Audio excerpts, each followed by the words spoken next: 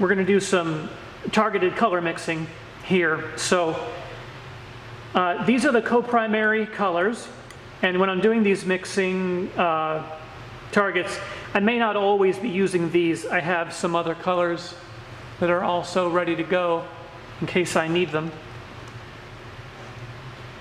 But the co-primary colors are the core of your basic palette. And there's two versions of each primary. So you have a warm and a cool, so you have a wider range of options. The co-primaries are the subject of a whole nother video that I recommend you watch before you start this one. But since we're here, let's go at it. So if you're targeting a certain color, what you want to do is you have to identify the hue first. So if we're going to say that this is a red that leans towards purple, I think that very few people would argue with us. You might say it's purple leans towards red, probably doesn't matter. But you have to identify the hue first because you have to know where to start. Value is the most important aspect of color, but it comes second when you're mixing. So what I want to do is look at my palette and figure out what color do I have that's the closest to this one right out of the tube. And under normal circumstances, I would probably go with like a purple ochre or a violet hematite. I don't have any of those with me right now. So what I'm going to do is go with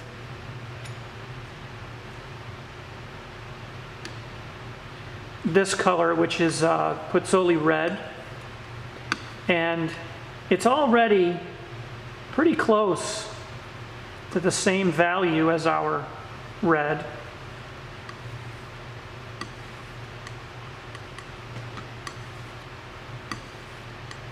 But it's way more orange. So I'm going to grab an alizarin crimson from over here, off camera, because I'm pretty sure all it needs is just to be a little bit more violet. So I'm taking that alizarin crimson and I'm mixing it to the proper value. That's the same as over here. It looks like it might be a little bit light.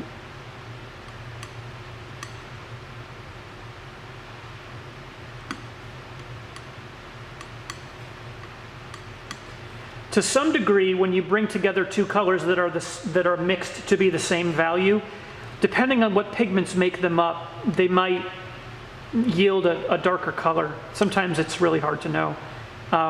But you guys will all have colors that you like and prefer, and you'll get a feel for how they behave. So this red is really weak, but we're starting to make some headway. It looks like that red is a little bit too red. It still has some orange in it. So there's a couple of things we can do from here. We can mix up a purple at the same value to plug in here. Because if we take this blue and go straight in, we know that it's going to be too dark.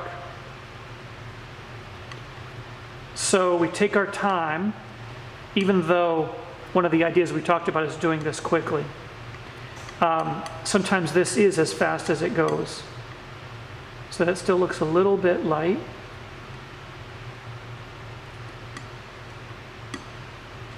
So bring that back into the purple, or make it into a purple. And the value seems like it's a little bit dark, but it's staying where we want it.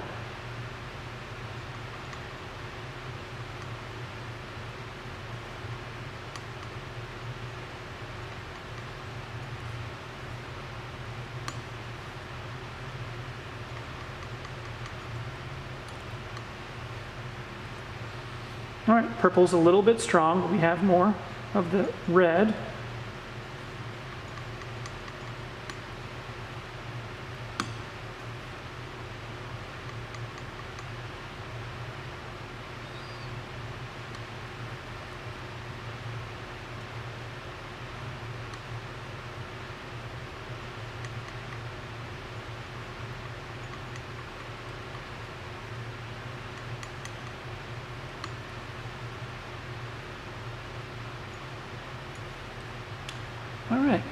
So that did it. So it was just a matter of getting the proportions right. So starting from the earth red and then adding in the alizarin crimson,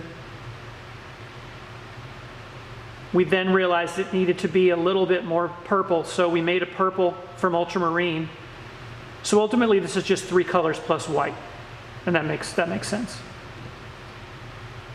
One of the more complicated mixes, but when you get into these types of really rich kind of earthy colors, now things can get a little complicated, but you want to break it down and simplify it so you can wrap your head around. So for this mix, we've got a fairly bright purple that leans towards blue. So we have to start with a hue that we think is going to be close.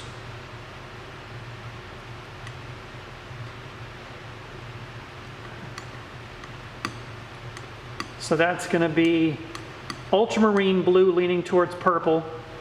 This is a rose madder, but you're comparing these two. This one leans more towards purple. I have an alizarin crimson up here if I need it, but I'm going to try and stick with this one. So we think that this is going to be close. Maybe I'll add a little bit of red to it. We're not really going to know what hue this is until we add white, and that's going to unlock the color. We can see it's fairly cold, which is what we want. And now we just add a little, oh man, way too much white.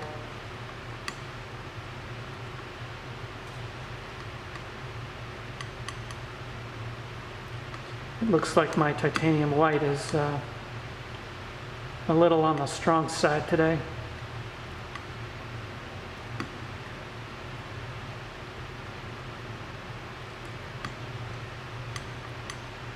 All right, so that's fairly close. It's a little bit bluer than we want. So let's add some red and see if that gets us where we want to go.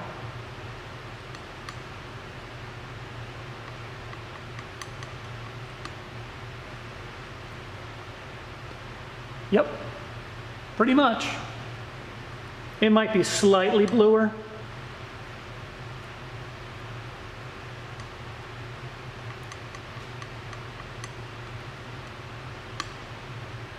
That's even better.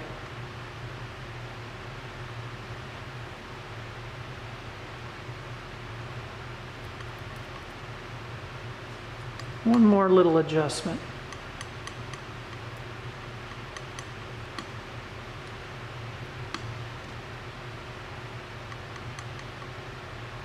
Let's have a go at this color. So this is one of those colors that's very hard to point to and say exactly what color it is to start with. But we know that it's warm, and I'm going to say that this one is an orange. So first thing I have to do is decide what. I know that if I just add white to that, it's going to be way too bright. So I might want to start with an orange that's going to get me a little bit closer right off the bat. So lemon yellow leans towards green, and it's going to, if I try to make an orange out of that, it's going to be dull. Alizarin crimson or rose madder leans towards purple. If I mix these two together, I'm going to get a very dull version of orange. But I can probably do better in that yellow ochre is already dull. So I'm going to start there, and it's also closer in value to where I want to go. So there's that. And I'm going to use the alizarin crimson from off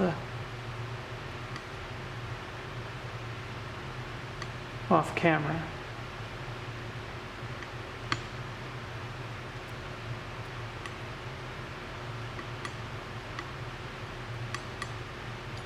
All right, so that value, fairly close.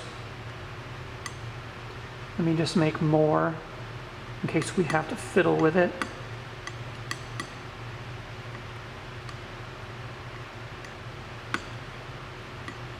All right, so now we can bring these two together.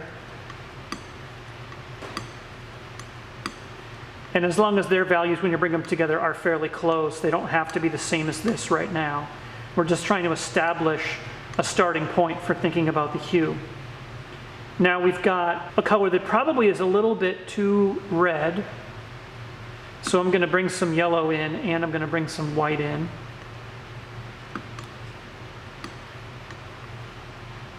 And just kind of smush this color down and see what we get. I kind of get the feeling that this color chip is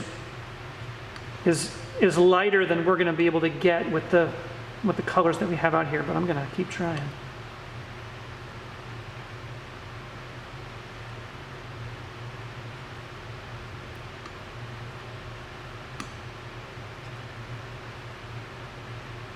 So that's still a little bit darker.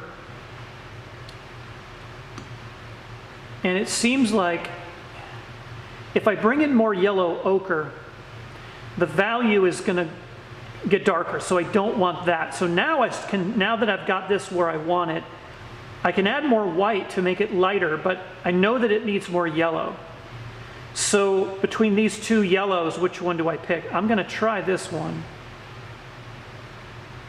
along with some white to make sure that it's not too bright.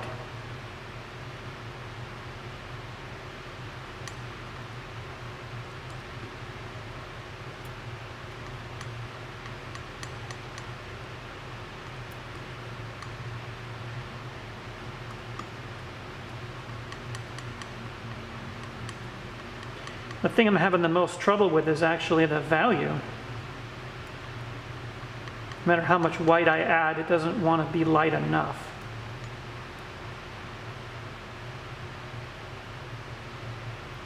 And it also still needs to be a little more yellow.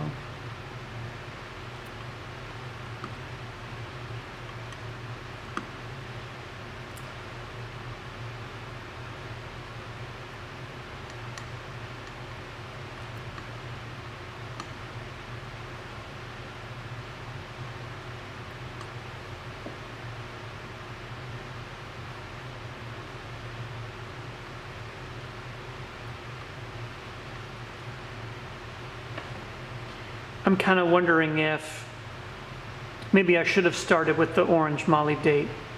So I'm going to start over here and go with the yellow ochre.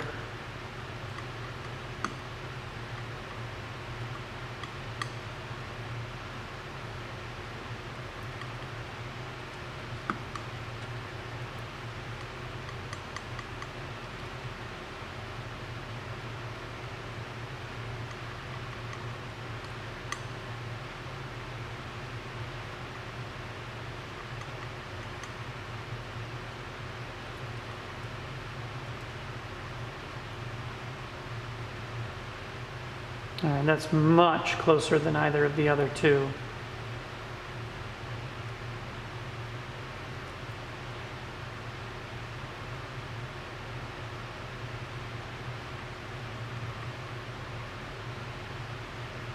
All right, that's a winner.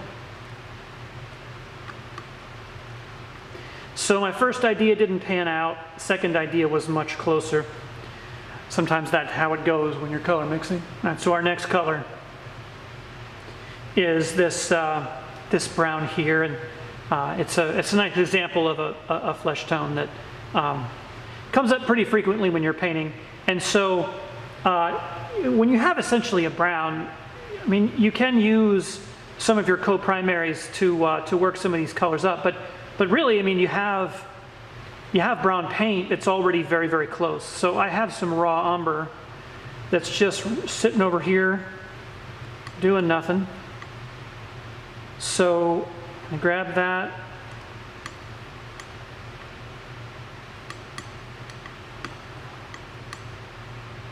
I don't use titanium white when I'm actually painting. So I'm a very, very bad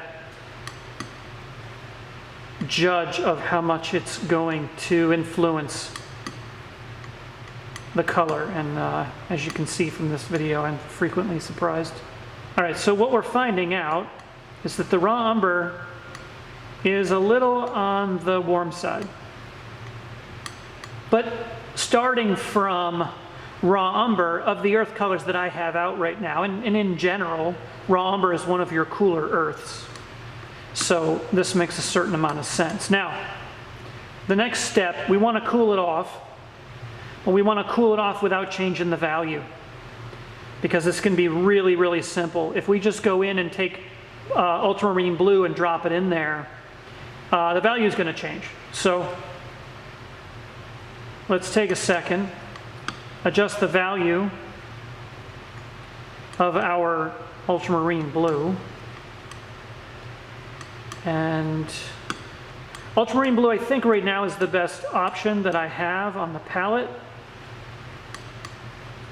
My guess is that Prussian blue might be a little bit better for this, but I don't have any on me.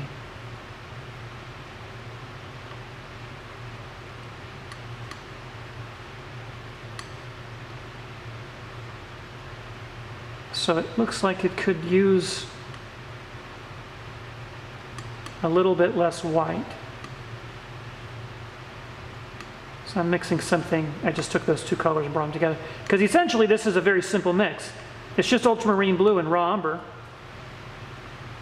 And now we get to play around with how much raw umber versus how much ultramarine blue is in there.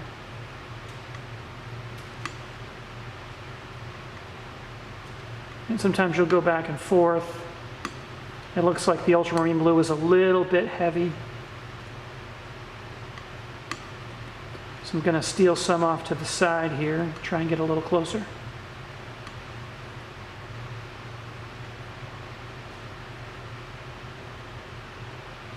All right. That looks like a winner. Now this one looks pretty easy. It's a yellow that leans towards orange, but it's definitely greener than this yellow. So I'm going to start with this one, even though I'm tempted to start with this one. When we add white to this, it should cool it off quite a bit and get us fairly close.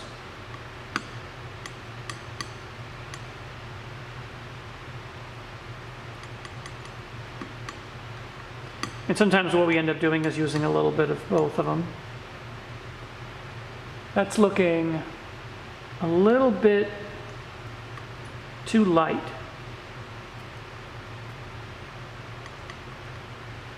When we add more yellow, it seems to be the tiniest, now the value is right, it seems to be the tiniest bit too orange. So let's add a little lemon yellow.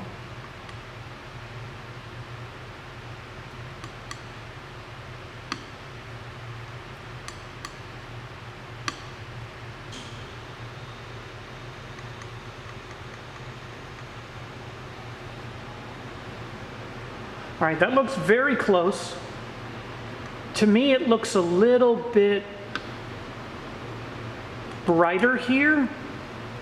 So while we're in a position to embarrass ourselves in front of the internet, let's try something.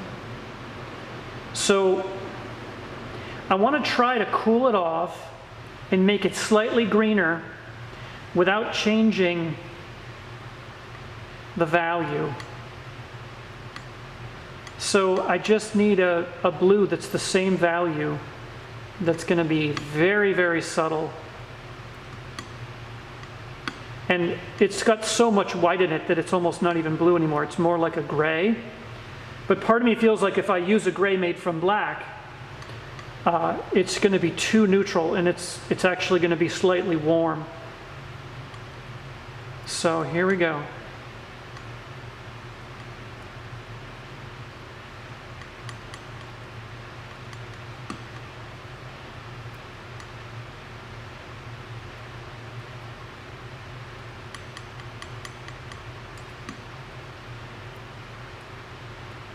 All right, so that seems to have worked.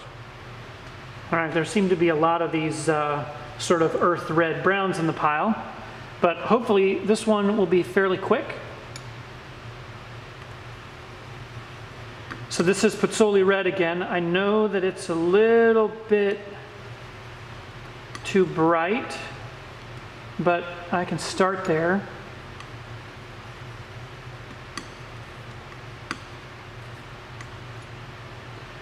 Let me just try one thing. This is burnt sienna. I think I like this better.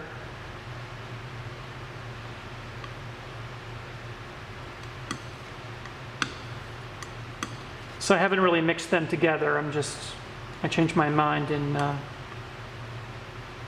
midstream there. So this looks like it's fairly close, but both of them were a little bit too red. So we want this to be yellower and duller. So anything we mix with this is going to make it duller. So we're not super concerned about that right now. Let's make sure that we get it to be yellower. So we have yellow ochre, or we should have yellow ochre, and we have raw umber over here. I'm kind of tempted to try yellow ochre because it's already the same value, but I need to squeeze some more out.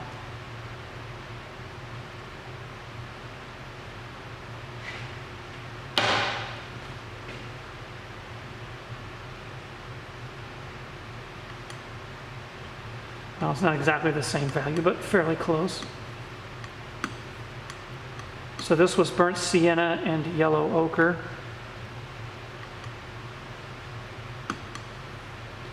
And it's looking pretty orangey.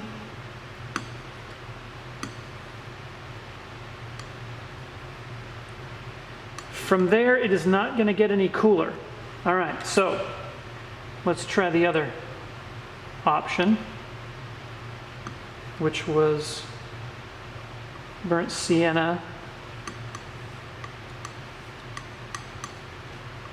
and raw umber. It's always these simple looking earth colors that'll be the ones that give you the most trouble.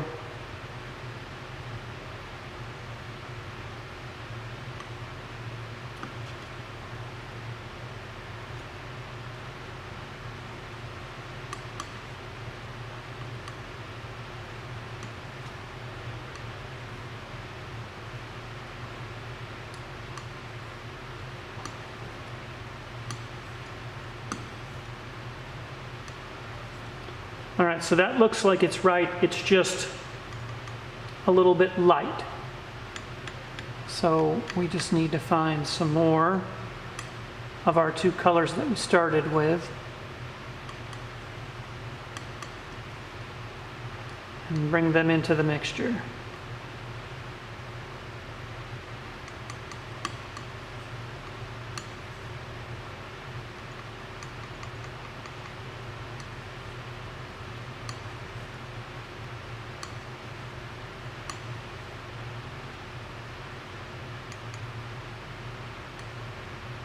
Part of me wants to put a little of this in there, like maybe it's a combination of both that's going to get us closer.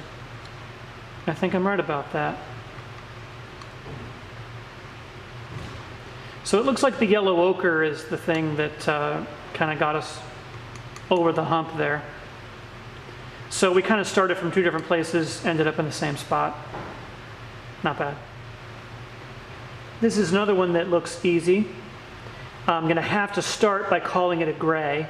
So my first move is going to be to start with a gray made from ivory black in this case, and titanium white, because that's the white we're using right now. And it looks like that value is pretty solid. And now we can see that the ivory black is just making a gray that's way too cold. So we have a bunch of options. It turns out that yellow ochre is pretty much the same value as this. I say that and then it's probably going to be way darker. But it just needs to be a little bit more yellow without changing the value.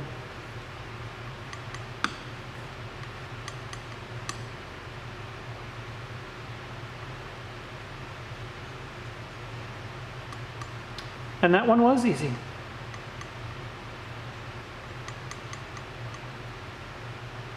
A little more yellow.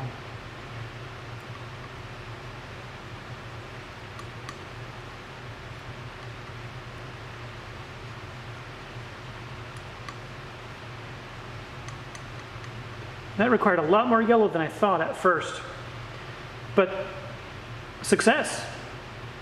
Don't argue with success. So we have a green, and this is a dull green. And which way does it lean? Compared to the palette, which is kind of a green, it leans a little bit more towards yellow. I don't really see a lot of cool in there, although there is some.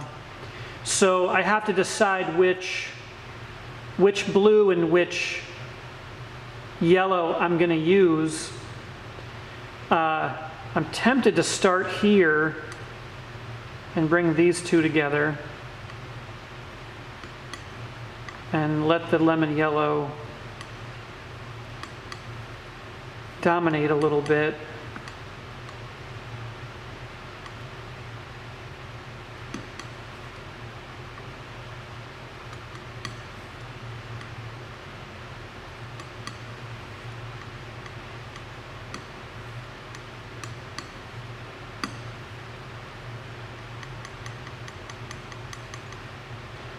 So that's fairly close, but it's too bright on this side. So that makes me wonder if we couldn't have kept it even simpler and just went with yellow ochre and ultramarine blue.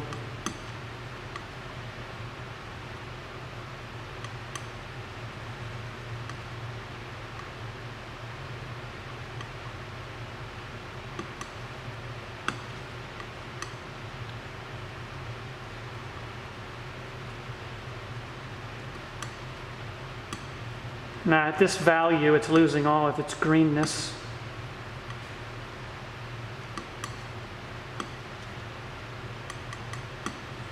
But I'm starting to think that maybe if we combine these two, we'll actually end up with the right color. But notice how when you have ultramarine blue and yellow ochre together, look at how dull this green is. That's the low end of the spectrum when you're trying to make greens. But it seems like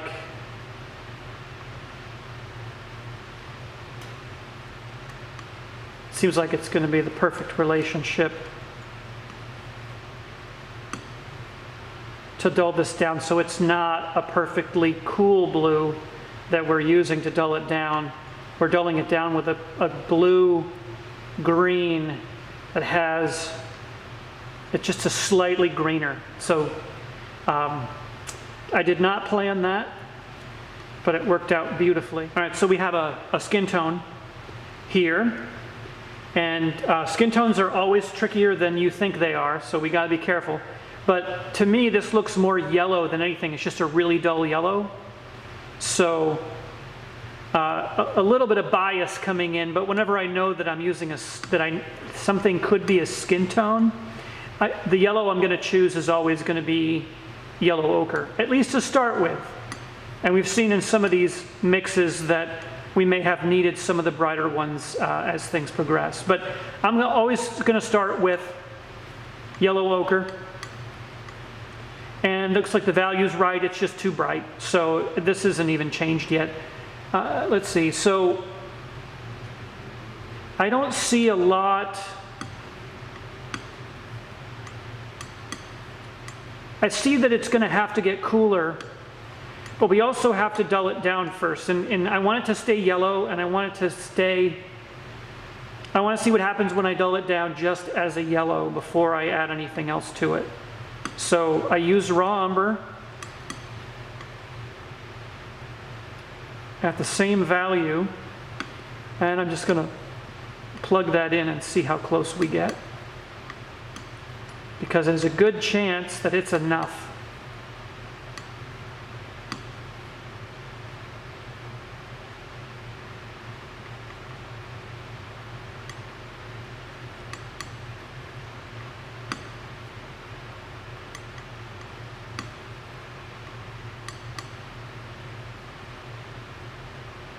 Looks like it could use, looks like it's a little too orange. Let's push it more towards yellow and see what we get.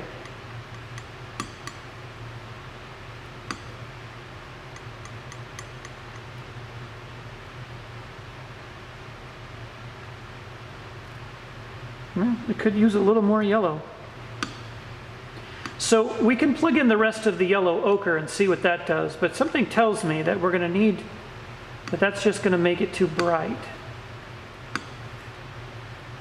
So I think ultimately we are going to need something to make it a little bit cooler. And we had that problem in another one. So I'm going to go and do the same thing again and see if we can get lightning to strike twice. So instead of making a gray out of black, I'm going to make a gray out of blue. And I'm going to use that to dull it down so that it doesn't affect it so neutrally. Maybe push towards green is just what this needs.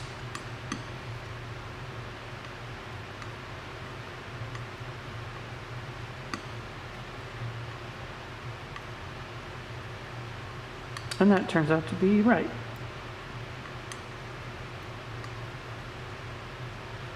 Looks like we went a little bit too far. We can still add a little more yellow ochre. Well, we're pretty much there. Looks like my color's a little bit lighter.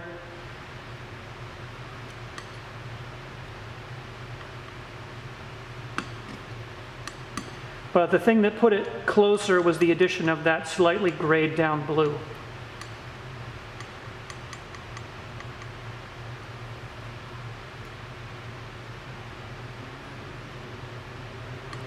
Still needs to be more yellow.